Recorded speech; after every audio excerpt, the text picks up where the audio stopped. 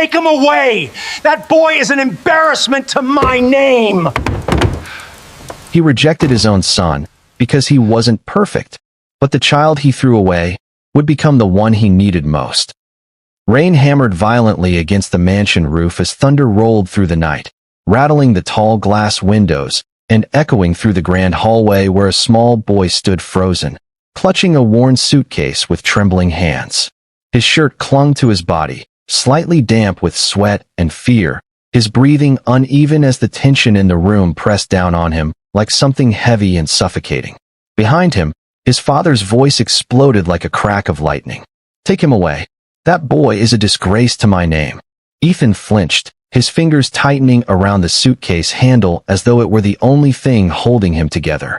He didn't move, didn't run, didn't cry. Not yet.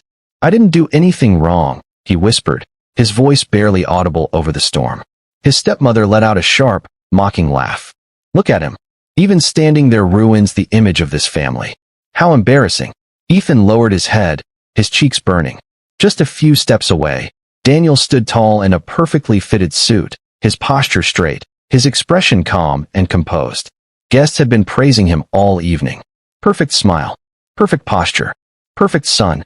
His father stepped forward and placed a firm hand on Daniel's shoulder, pride shining openly in his eyes. "This," he said loudly, as though still addressing an invisible audience, "is my pride." A pause followed. Slowly, his gaze shifted toward Ethan. "And that is a mistake." The words didn't just sting, they sank deep, settling somewhere inside Ethan where something fragile finally cracked.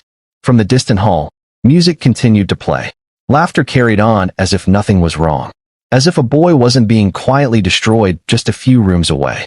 His father turned his back on him. "Get him out of my sight."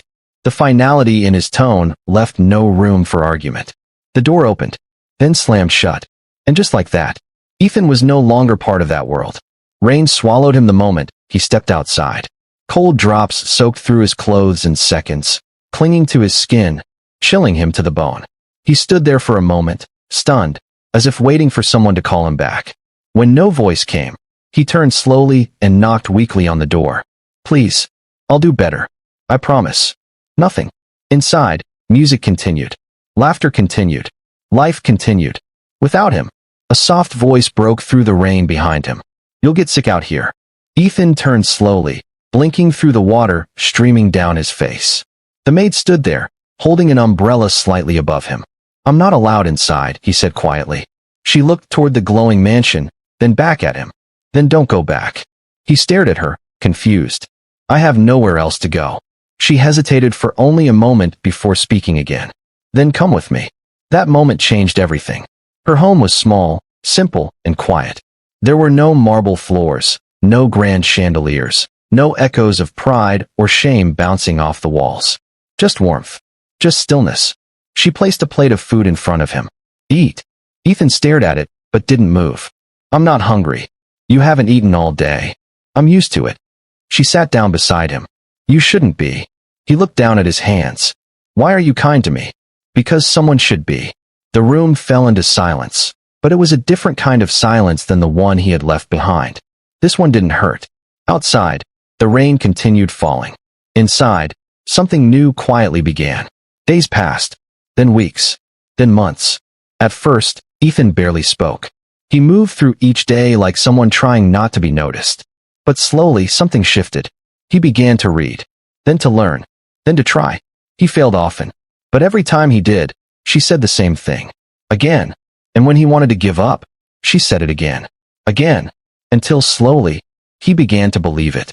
One night, he sat outside under the dim glow of a flickering light, staring at his hands. "I don't think I'm good enough," he said quietly. She didn't hesitate. "Then become good enough." "That's not how it works. It is if you refuse to stop." He looked at her, searching her face. "Why do you believe in me?" She smiled softly. "Because you haven't given me a reason not to." That night, he didn't sleep. He worked. Years passed. The boy who once stood shaking in the rain became someone different. Not overnight. Not easily. But steadily. A scholarship application sat in front of him one afternoon, the paper almost trembling in his hands. "What if I fail?" he asked. She leaned forward slightly. "Then you fail forward." He frowned. That doesn't make sense. It will when you succeed. He took a deep breath and signed. The interview room was silent as judges flipped through his designs. This is exceptional, one of them said slowly. Where did you train? Another asked. Ethan paused. Nowhere. They exchanged looks. You built all this alone? Yes. A long pause followed. Then the words came. You're accepted. Full scholarship. Ethan froze, blinking as if he hadn't heard correctly. What? Full scholarship, the man repeated with a faint smile. For the first time in years. Ethan smiled too. Far away, in the mansion he once called home, something began to feel off. Any sign of him? His father asked one evening. No, the assistant replied. He's completely disappeared. Daniel shrugged from across the room. He's irrelevant anyway. But for some reason, that answer didn't sit well anymore. Something about the silence left behind felt heavier than before. Time moved on. Ethan grew, learned, built, until one day, he stood on a stage beneath bright lights, his name echoing across a massive hall. The youngest innovator in modern engineering. Applause erupted. He stood calm, confident, unrecognizable. In the audience, a man froze. His father. Beside him, Daniel leaned forward. That's him. Shock hit them both at the same time. Because the boy they threw away was now the man the world admired. Backstage, tension hung thick in the air as his father approached him. Ethan. He turned slowly. No emotion. No warmth. Just distance. I didn't know it was you, his father said quickly. I'm sorry. Ethan looked at him for a long moment. You didn't know, because you never looked. His father swallowed. I made mistakes. You made choices. I want to fix this. Ethan shook his head slightly. You don't fix what you refuse to see. Silence stretched between them. I'm still your father. Ethan paused, then said quietly. No. The word cut deeper than anything else. You stopped being that the day you threw me away. His father's voice broke. Please, give me a chance. Ethan exhaled slowly. I begged you once. Silence. You didn't listen. He turned to leave. And this time, he didn't stop. If you're enjoying this story, don't forget to subscribe and like this story. Years passed after that encounter, but for the first time in his life, Ethan was no longer running from anything. He moved forward with purpose, building a name that no longer needed validation from anyone who had once doubted him. His work spoke louder than his past, and his presence commanded respect in rooms that once would have rejected him without a second glance. But far away, inside the quiet walls of the mansion, time did not move the same way. The house that once echoed with laughter and pride had grown unusually silent. The grand dining table sat untouched most evenings, the chairs neatly aligned as if waiting for something that never came. His father sat at the head of that table more often now, staring at nothing in particular, his thoughts louder than any noise that used to fill the space. Daniel still lived there, still carried himself with that same effortless confidence, but something had shifted. The admiration that once followed him had begun to thin. His achievements were no longer impressive enough. His charm felt rehearsed. And without realizing it, he had begun to rely more and more on the foundation his father had built for him, rather than creating anything of his own. One evening, as documents were spread across the table, his father leaned back in his chair, rubbing his temples. It's time, he said quietly. Daniel looked up from his phone. Time for what? To finalize the will. Daniel's expression brightened slightly. About time. His father studied him for a moment. There was something different in his gaze now, something uncertain, something that hadn't been there before. I want everything to be properly documented, he continued. No confusion. No disputes later. Daniel shrugged. There won't be. I'm your only real successor. The words hung in the air longer than expected. For a brief moment, something flickered across his father's face. A hesitation. A thought he didn't immediately voice. Later that night, alone in his study, he sat staring at an old photograph. Two boys stood side by side, one smiling confidently, the other trying. His grip tightened slightly on the frame. I only have one son, he whispered, recalling his own words from years ago. But for the first time, they didn't sound as certain. A quiet knock came at the door. Sir, his assistant said, stepping in. The legal team is ready to proceed with the documentation. He nodded slowly. There's one more thing I want done first. The assistant waited. A DNA test. There was a pause. Sir, I want confirmation, he said firmly. Before I transfer everything. The assistant hesitated but nodded. Understood. The process was quiet. Discreet. No one else was meant to know. Days passed. Then the results arrived. He sat alone when he opened them. At first, he didn't understand what he was looking at. Then he read it again. And again. His hands slowly began to shake. No, he whispered. The paper slipped slightly between his fingers. It was clear. Undeniable. Daniel was not his son. The room felt like it had tilted. Every sound disappeared. Every certainty he had ever held collapsed in a single moment. Memories flashed through his mind. Years of pride. Years of investment. Years of choosing one child over another without hesitation. And then, another realization followed. If Daniel wasn't his son, then Ethan was. The breath left his body as the truth settled in. The boy he rejected. The boy he called a mistake. The boy he threw out into the rain. Was the only one who had ever truly been his. A sharp crash echoed through the room as he stood abruptly, knocking his chair backward. Get them in here, he said, his voice shaking with something between anger and disbelief. Minutes later, Daniel and his mother stood in front of him. What's going on? She asked, her tone cautious. He didn't answer immediately. Instead, he held up the paper. What is this? He demanded. Daniel frowned. What are you talking about? Answer me, his father shouted, louder than he had in years. The room went still. His stepmother's eyes flickered as she glanced at the document. And in that brief moment, everything was exposed. You knew, he said slowly. Silence. You knew. It's not what you think, she started. Then explain it, he roared. Daniel stepped forward. This is ridiculous. Some test doesn't change anything. It changes everything, his father snapped. His voice cracked as he continued. All these years, everything I built, everything I gave you. His eyes shifted toward Daniel. You're not even mine. The words landed heavily. Daniel's expression hardened. So what? I'm still the one who stayed. I'm still the one who. Enough. The single word cut through the room like a blade. His father's chest rose and fell rapidly as the weight of reality crushed down on him. Get out. The room went silent. What? The stepmother whispered. Get out, he repeated, louder this time. You can't be serious. Everything you have here is because of me, he said coldly. And I built it for my family. His gaze hardened.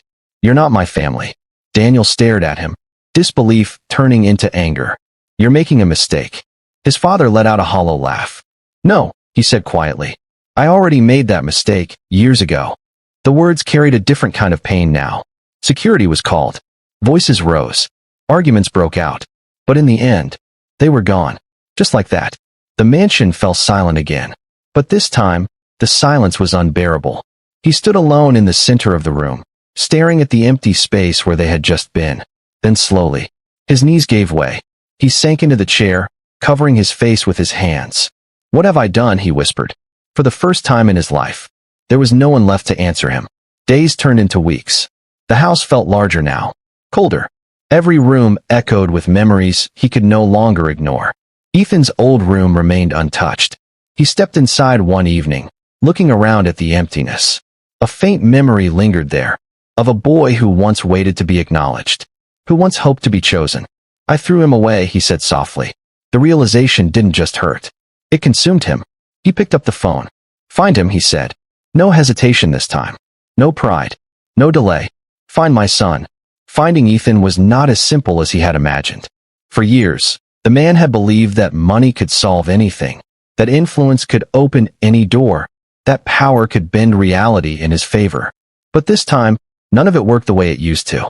There were no clear records, no easy trails, no obvious path leading back to the boy he had discarded like something worthless. Sir, we've searched multiple databases, his assistant said one afternoon, standing carefully at the doorway.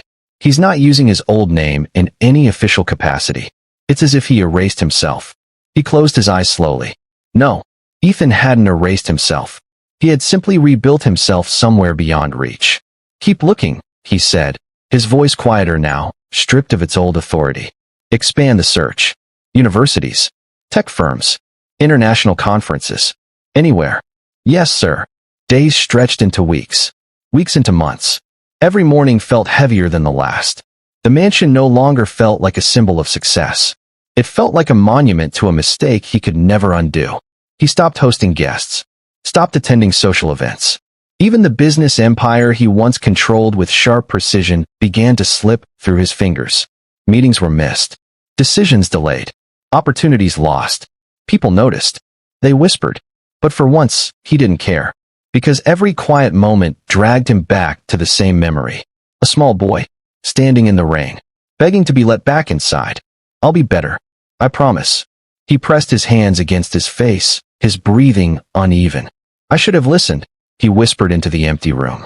But regret, he was learning, had no power to reverse time. One evening, his assistant rushed in, slightly out of breath. "Sir, I think we found something." He looked up instantly, a flicker of hope cutting through the exhaustion. "Where?" "There's a global innovation summit happening tomorrow. One of the keynote speakers matches his profile." His heart pounded. "What name?" The assistant hesitated. "He doesn't go by Ethan anymore." A pause. "He uses the name E. Stone." The name felt unfamiliar, distant, but something about it made sense. A boy who had been broken, turning himself into stone. "Prepare the car," he said immediately. The next day, the massive conference hall buzzed with energy. Professionals, investors, innovators from all over the world filled the seats, their conversations blending into a low hum of anticipation. He sat quietly among them, almost unrecognizable from the man he used to be. No longer commanding attention, no longer surrounded by admiration. Just another face in the crowd. Then the lights dimmed. And now, the host announced, the visionary behind some of the most groundbreaking engineering solutions in recent years. E. Stone. Applause erupted. He felt his chest tighten. And then, Ethan walked onto the stage. Confident, calm, strong. Everything he had once been denied the chance to become, now fully realized. For a moment, the man couldn't breathe. That was his son, his real son, and he had thrown him away. Ethan began speaking, his voice steady, his presence commanding. He spoke about resilience, about building from nothing, about the power of persistence when no one believes in you. Every word felt like it carried a hidden weight, a truth that only one man in that room fully understood. By the time the applause faded, his father was already on his feet. He moved quickly through the crowd, ignoring the curious glances, ignoring the voices around him. He had only one focus. Ethan. Backstage, security hesitated for a moment, but his name still carried enough influence to let him through. And then, they stood face to face again. For a second, neither of them spoke. Years of silence pressed into that single moment. "Ethan," he said, his voice barely holding together. Ethan looked at him, not surprised, not shocked, as if part of him had always known this day would come. "You found me," Ethan said calmly. His father swallowed hard. "I've been looking everywhere." Ethan didn't respond. I know the truth now," he continued, his voice shaking. "About everything. About you." A pause. "I made the biggest mistake of my life." Ethan's expression didn't change. "I know," he said quietly. The honesty in that response cut deeper than anger ever could. "I did a DNA test," his father rushed on, as if the explanation could somehow lessen the weight of what he had done. "Daniel, he's not my son. You are. You've always been." "I didn't need a test to know who I was," Ethan interrupted. Silence fell. "I was your son the night you threw me out," he continued. "Nothing changed that. Except your choice." His father's eyes filled with something close to desperation. "I was blind. I was proud. I didn't see. You didn't want to see." The correction was calm. "Final. I sent them away," his father said quickly. "Both of them. They're gone. I have nothing left now." Ethan held his gaze. "And you think that gives you something back?" The question landed heavily. "I thought, maybe we could start again," his father said, his voice cracking. "I've lost everything. You're all I have left." For the first time, something flickered in Ethan's eyes. Not anger, not pain, just clarity. "You didn't lose everything," Ethan said slowly. "You gave it away." The truth settled between them like a weight neither could escape. "I was a child," Ethan continued. "I stood outside in the rain, begging for you to choose me. Just once." His father's shoulders trembled. "You didn't." Silence. "And now, you want me to come back because you're alone?" The question wasn't cruel. It was honest. And honesty hurt more. "I regret it every day," his father whispered. Ethan nodded slightly. "I believe you." That small acknowledgement almost felt like hope. But it didn't last. Regret doesn't rebuild what you destroyed, Ethan added. His father's face fell. I don't expect forgiveness, he said quickly. I just want a chance to be in your life. Even a small part. Ethan took a slow breath. For a moment, it seemed like he might say yes. But then he shook his head. No. The word came gently, but it carried the same finality as the door that had once been slammed on him. I learned how to live without you, Ethan said. I learned how to become someone without your approval. Without your love. A pause. I'm not going backwards. His father looked like he wanted to argue, to fight, to beg. But there was nothing left to say, because deep down, he knew Ethan was right. A soft voice broke the silence. You've said what you needed to say. They both turned. The maid stood there. The same woman who had once held an umbrella over a broken boy. The same woman who had given him a second chance at life. She looked at Ethan, her expression warm. Are you ready? Ethan nodded. Then he looked back at his father one last time. Not with anger. Not with hate. But with distance. I hope you find peace, he said. It wasn't forgiveness. But it wasn't cruelty either. It was closure. He turned and walked away. And this time, he didn't stop. Didn't hesitate. Didn't look back. His father stood there, frozen, watching the only person who truly belonged to him walk out of his life forever. Again. But this time, there was no storm. No slammed door. No one to blame. Just silence. And the unbearable weight of knowing. He had destroyed the one thing that mattered most. Back at the mansion, the emptiness felt different now. Not just quiet, but final.